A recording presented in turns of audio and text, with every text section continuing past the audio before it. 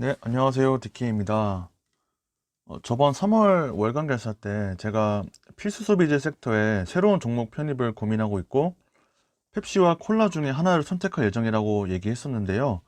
그래서 오늘은 펩시 대 콜라를 비교하는 영상을 한번 만들어 봤습니다. 먼저 말씀드리자면은 두 개 다 모두 굉장히 훌륭한 회사라, 선택하기가 굉장히 어려웠다는 점 먼저 말씀드리고요. 기준을 어떻게 잡을까 좀 고민했었는데, 다음 8개를 잡았습니다. 비즈니스 모델, 브랜드 파워, 재무 상태표, 손익계산서, 현금 흐름표, 배당 매력, 그 다음에 리스크 및 기회, 그리고 밸류에이션 이렇게 8개를 잡았습니다. 이 기준과 각 기준에 대한 평가는 전적으로 제 개인적인 생각일 뿐이고요. 각자 판단은 다를 수 있다는 점을 먼저 미리 말씀드립니다. 먼저 비즈니스 모델부터 보겠습니다. 이거는 펩시의 제품 포트폴리오인데요. 우선 가장 유명한 펩시콜라 외에도 이제 오트밀, 퀘이커이죠. 그 다음에 과자인 프리톨레이스, 치토스 등이 있고, 뭐 립톤 티나, 그 다음에 생수, 아쿠아피나 생수죠. 그리고 이거는 스타벅스인데 이게 뭔지 좀 찾아보니까 그 편의점에서 파는 그 스타벅스 캔 있잖아요. 그거를 펩시가 만들고 있더라고요. 근데 우리나라는 펩시가 아니고 동서 제품이 하고 있는데 다른 나라에서는 펩시가 이렇게 만들어서 팔고 있더라고요. 보시는 것처럼 그 스낵이 오히려 그 음료보다는 더 크더라고요, 비중이. 저는 펩시가 단순히 음료 회사라고만 생각을 했는데 사실 여기만 봐서는 음료 회사보다는 스낵 회사라고 봐야 되는 게 오히려 더 맞는 것 같고, 전 세계 1위입니다, 스낵은. 그 다음에 음료는 코카콜라 이어서 전 세계 2위 수준입니다. 그리고 보시면 미국이 전체 매출의 58% 정도이고, 나머지 상위 5개 국가가 전체 매출의 75% 정도를 차지하고 있습니다. 코카콜라를 보면은 확실한 음료 회사입니다. 뭐 콜라나 스프라이트, 그다음에 다사니 같은 생수, 그다음에 비타민 음료, 뭐 미니메이드 같은 주스, 우유, 티, 스포츠 음료 등 정말 거의 모든 음료를 다 다루고 있더라고요.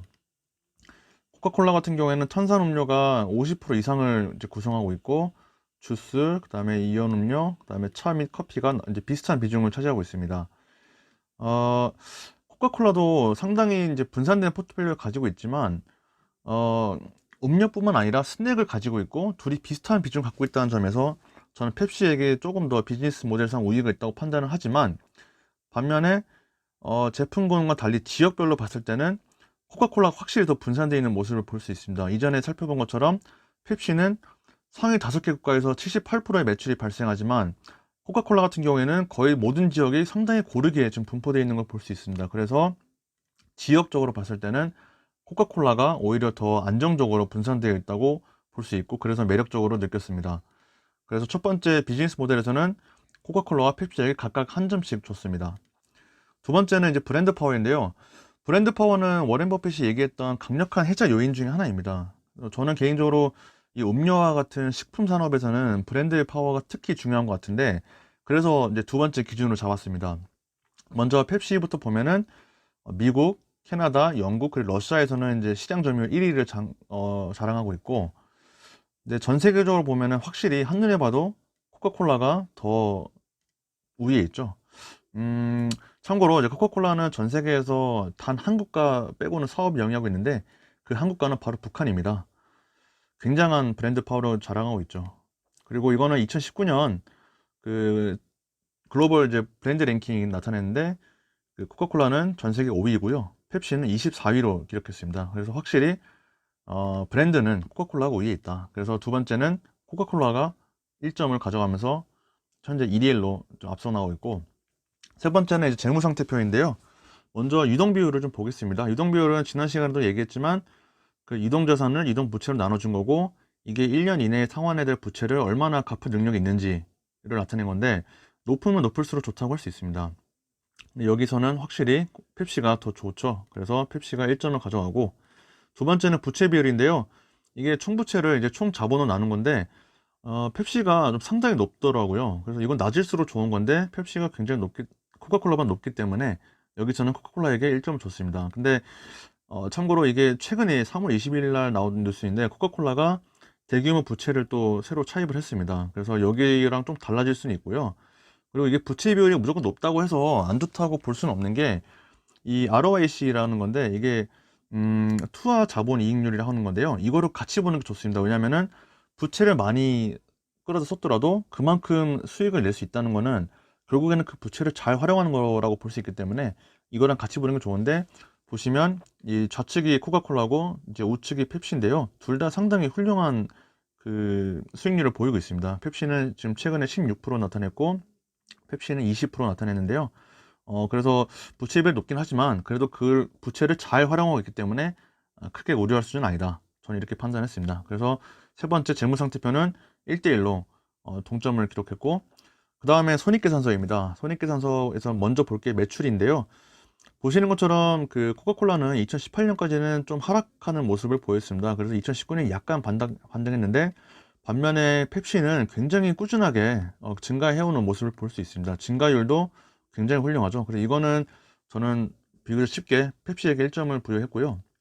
그 다음에 영업이익이랑 영업이익 증가율인데, 우선은 펩시가 코카콜라보다 전체적으로는 다 큰 추세입니다만 증가율의 경우에는 펩시가 좀 계속 하락세에 있다는 점이 좀 아쉽습니다. 반면에 코카콜라는 최근 2년간 좋은 모습을 보여주고 있죠. 그래서 저는 개인적으로 이거는 조금 판단하기 어려워서 각각 1점씩 줬습니다. 마지막은 이제 EPS와 증가율인데, 펩시가 항상 코카콜라보다 컸음을 좀 확인할 수 있는 부분이고, 증가율도 2019년을 제외하고는 항상 펩시가 코카콜라보다는 우위에 있었습니다. 그래서 이거는 펩시에게 1점을 줬습니다. 근데 참고로 2017년에 그 코카콜라 급격하게 떨어진 이유는 그 좀 세제 이슈가 있어가지고, 세금 이슈가 있어가지고 일회적으로 좀 많은 비용을 좀 지출했더라고요. 그래서 순간적으로 이례적으로 2017년에 크게 떨어지는 모습을 보였습니다. 그래서 손익계산서 같은 경우에는 펩시가 3점, 그리고 콜라가 1점으로 펩시가 앞서 나갔습니다. 그 다음에 현금 흐름표인데, 여기서는 우선 잉여 현금 흐름을 좀 보겠습니다. 그래서 잉여 현금 흐름 같은 경우에는 2019년을 제외하고는 펩시가 항상 더 많은 프리 캐시플로우를 보유했지만, 다만 2015년부터 꾸준히 감소하고 있다는 건 좀 아쉽습니다. 그래서 반면에 2017년부터 코카콜라는 좀 늘어나고 있는 모습이죠. 그래서 이것도 좀 판단하기 어려워서 그 각각 1점씩 부여했습니다. 그래서 다섯 번째 기준에서는 1대1 동점을 기록했고, 여섯 번째는 배당 매력인데요. 먼저 그 펩시가 코카콜라보다 배당률도 크고 가장 중요한 성장률을 보면 꾸준하게 더 큽니다. 그래서 이거는 명백하게 펩시가 더 우위했다고 볼 수 있을 것 같고, 배당 성향은 우선은 이번 배당 성향은 잉여 현금을 기준으로 잡았습니다. 순이익이 아니고 잉여 현금으로 잡았습니다. 왜냐하면은 어차피 배당도 결국에는 현금으로 지급하는 거기 때문에 현금으로 보는 게 더 정확하다고 판단했기 때문에 그렇게 봤고, 아무튼 그동안 펩시는 상당히 안정적인 배당 성향을 보여왔습니다. 그렇지만 꾸준히 증가하고 있다는 점이 조금 마음에 걸리고, 반대로 코카콜라는 2017년부터는 계속 감소하고 있습니다. 그래서 여기서는 각각 1점씩 좀 부여를 했고요. 배당 역사를 보면은 이것도 굉장히 중요한 요소 중에 하나인데, 일단은 뭐 배당 수익률은 코카콜라가 더 높다는 점도 좀 더 매력 포인트인 것 같고, 그 다음에 배당 성장도 57년이나 무려 57년이나 했죠. 근데 펩시도 47년으로 굉장히 훌륭한 역사를 자랑하고 있고, 오히려 이제 수익률은 더 낮지만 대신에 이 성장률, 5년 평균 성장률이 코카콜라보다 크다는 점이 더 좋다고, 더 높게 평가할 만합니다. 참고로 그 심플리세이프 디비덴스라는 사이트에서는 펩시를 코카콜라보다는 더 안전하다고, 배당 안전성을 평가할 때 더 높게 평가했습니다. 그래서 여섯 번째 배당 매력 결과는 2대1로 펩시가 우위를 점했고, 일곱 번째는 리스크 및 기회인데요. 저는 이제 리스크 중에서 가장 중요한 게 그 설탕과 비만 이슈라고 생각합니다. 이 탄산음료 회사들은 경우에는 당연히 이 비만과 이제 설탕 이슈가 제일 크다고 생각하는데, 삶의 질이 좋아지면서 사람들은 건강에 대해서 더 신경 쓰게 되고, 대표적으로 이제 이 비만에 대한 인식이 점점 안 좋아진다는 거죠. 그래서 이 비만에 설탕이 절대적으로 안 좋기 때문에 상당히 많은 설탕이 들어있는 콜라와 펩시는 이러한 트렌드가 지속되고 심화될수록 계속 리스크로 작용할 겁니다. 그래서 이러한 리스크에 어떻게 대응하고 있는지를 주요 평가 대상으로 좀 살펴보겠습니다. 이거는 코카콜라의 사업보고서에서 발췌한 내용인데, 펩시의 경우에도 사업보고서에 거의 똑같은 내용이 있습니다. 이 오비시티를 직접적으로 다루고 있는데, 그만큼 두 회사 모두 이 비만과 건강 관련 우려를 주요 리스크로 보고 있다는 것을 알 수 있습니다. 코카콜라 같은 경우에는 아예 여기 리듀스 슈거를 주요 목표 중 하나로 명시를 하고 있고요. 그래서 이에 대해서 코카콜라는 뭐 다이어트 코크나 제로 코크 등 제로 칼로리나 칼로리가 상대적으로 적은 제품을 출시하기도 하고, 탄산음료뿐만 아니라 생수나 주스, 뭐 차 등 이제 다양한 제품군을 넓혀 나가고 있습니다.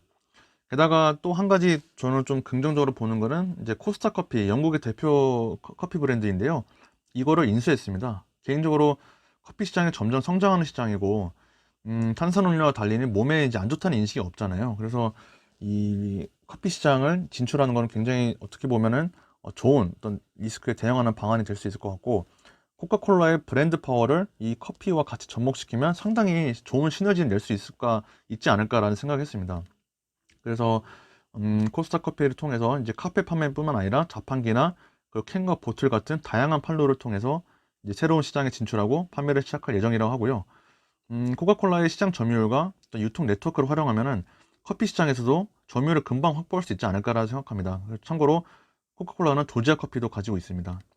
그리고 펩시도 마찬가지로 코카콜라랑 비슷한 지금 행보를 보이고 있는데, 이제 제로 칼로리나 이제 저칼로리 제품을 출시하고 있고, 스낵도 마찬가지로 뭐 기존의 스낵뿐만 아니라 조금 더 건강한 영양 성분이 있는 그런 스낵도 계속 만들어내고 있고, 음료도 마찬가지로 이제 기존 음료뿐만 아니라 조금 더 건강한 음료를 같이 포트폴리오를 구축하면서 이 리스크에 좀 대응하고 있습니다.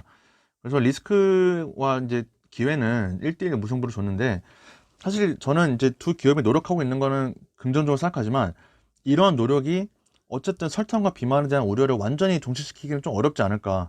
여전히 사람들은 계속 이제 비만과 이 설탕, 그리고 탄산음료에 대한 부정적인 인식을 계속 가져갈 것 같습니다. 그래서 그러한 면에서 봤을 때도 어느 하나를 좀 명백한 승자로 볼 수 없어서 이거는 이제 무승부로 보는 게 맞을 것 같고요.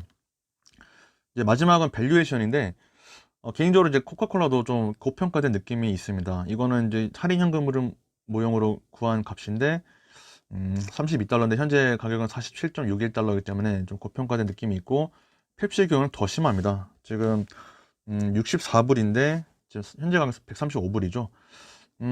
사실 뭐 이 가격까지 안 올 것 같아요, 저는. 그리고 펩시 같은 경우는 이미 이번 폭락장에서 굉장히 선방했을 뿐만 아니라 이미 하락했던 분을 다 만회한 모습이기 때문에 이 가격까지는 오지 않을 것 같습니다. 그래도 여전히 너무 고평가된 느낌이 있어서 어차피 동종업계이기 때문에 PER로 한번 비교를 해보겠습니다.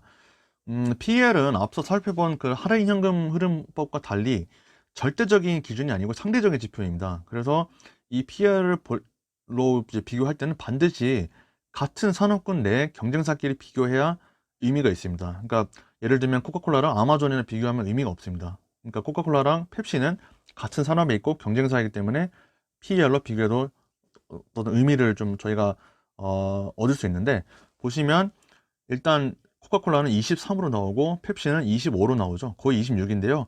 그래서 PER로 봤을 때는 코카콜라가 상대적으로 펩시보다는 더 싸다, 이렇게 볼 수 있습니다. 그래서 밸류에이션은 둘 다 저는 마음에 안 들지만 그래도 코카콜라가 조금 더 싸기 때문에 코카콜라에게 1점을 줬고, 최종 점수는 코카콜라가 8점 그리고 펩시가 9점을 받으면서 펩시의 승리로 끝나게 되었습니다. 결론입니다. 펩시가 1점으로 아주 근소하게 우위를 점하면서 끝났는데요. 그래서 저는 펩시를 이제 저희 포트폴리오에 신규 종목으로 추가할 예정이지만, 현재 밸류에이션은 너무 고평가라는 생각이 들어서 지금 당장은 아니고 조금 더 제가 생각하는 그런 적정 주가로 내려오기까지 좀 기다리면서 접근할 예정입니다. 서두를 필요는 없을 것 같고요. 근데 코카콜라와 펩시 둘 다 보유하거나 뭐 펩시 대신에 코카콜라를 보유해도 전혀 뭐 무차별할 것 같다는 생각이 들 정도로 두 회사 매우 훌륭하다는 느낌을 받았습니다.